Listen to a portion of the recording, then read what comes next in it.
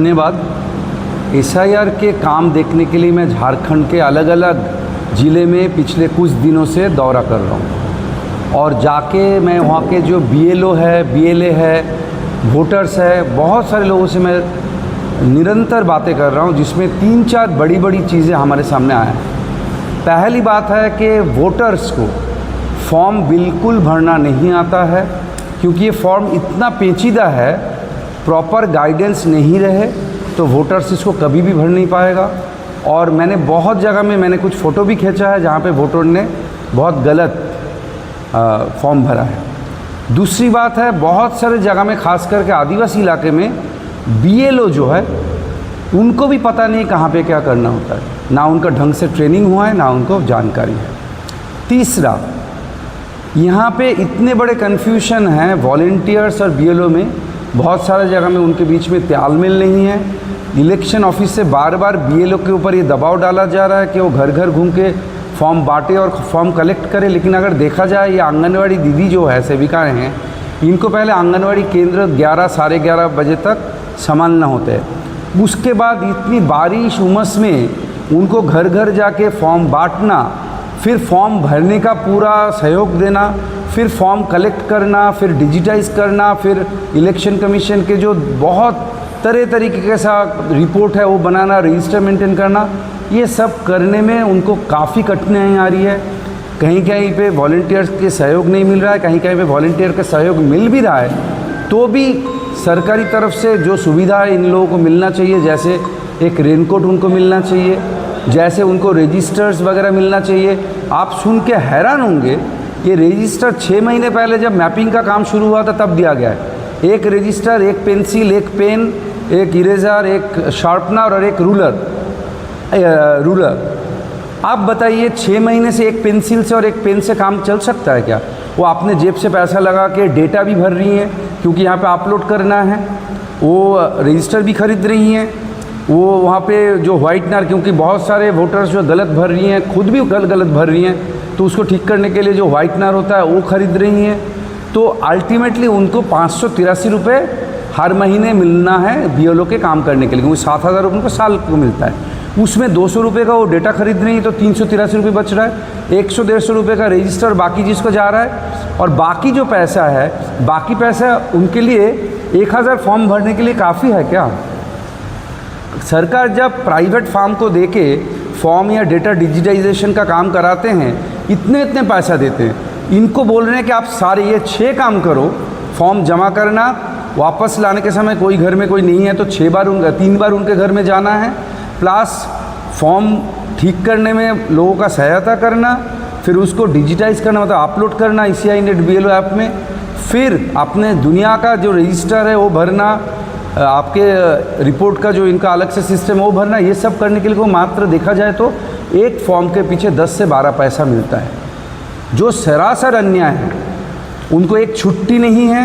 कुछ SDM का मेरे पास कुछ BLO ने कंप्लेन किया कि SDM और ख़ास करके जो BDO CO लेवल के ऑफिसर्स हैं उनको धमका रहे हैं कि 20 तारीख तक आप फॉर्म सारे डिजिटाइज कर दीजिए, तो सरासर अन्याय है। एक तो आप लोगों ने 30 तारीख को काम शुरू किया है और 4 तारीख से लोग समझते समझते डिस्ट्रीब्यूशन शुरू हुआ है।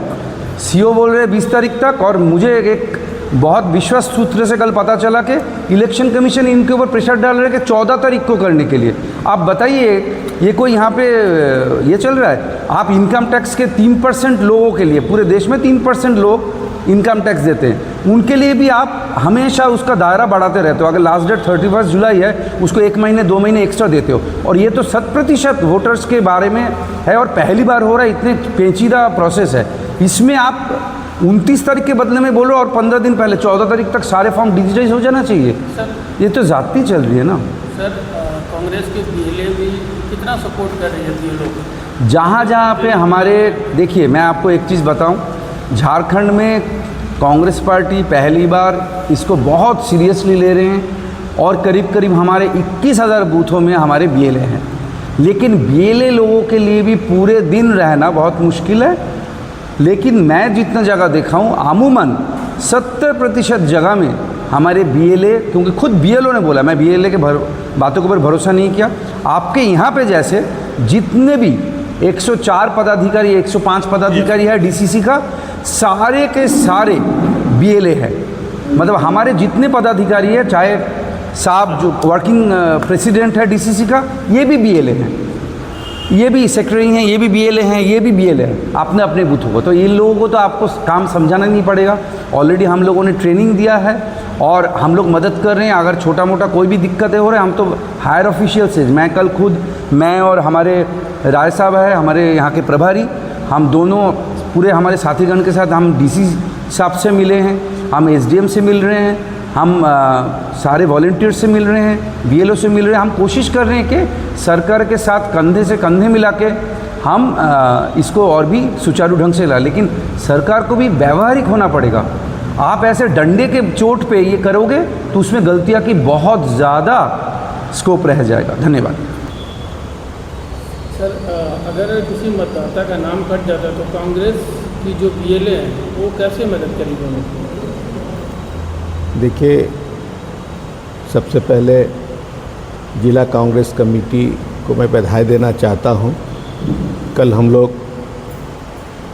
पूरे ज़िले के बीएलए से बैठक किए, जिसमें मुख्य रूप से हमारे राहुल बल साहब जो एआईसीसी की तरफ से जो 4 राज्यों का एसआईआर के बारे में बता रहे हैं, लोगों को ट्रेनिंग दे रहे हैं कि किनका नाम कट रहा है, कटने के बाद क्या करना चाहिए, कैसे फॉर्म भरा जाना चाहिए। आज भी हम लोग कुछ स्कूलों में गए और वहाँ पे कुछ फॉर्म को देखा तो कुछ गलतियाँ पाई, तो राहुल साहब ने बताया, हमारे कार्यकारी अध्यक्ष जी हैं, हमारे सिंह साहब, हमारे कार्यालय प्रभारी, सभी लोग, तिवारी जी, सभी लोग अपने अपने बूथों के बीएलए हैं। हम भी अपने बूथ के बीएलए रांची में जैसे हैं। तो हम लोग का कोशिश है, और सर ने बहुत बड़ी बात कहा कि पहली बार मतलब कांग्रेस पार्टी इसको बहुत गंभीरता से लिया है।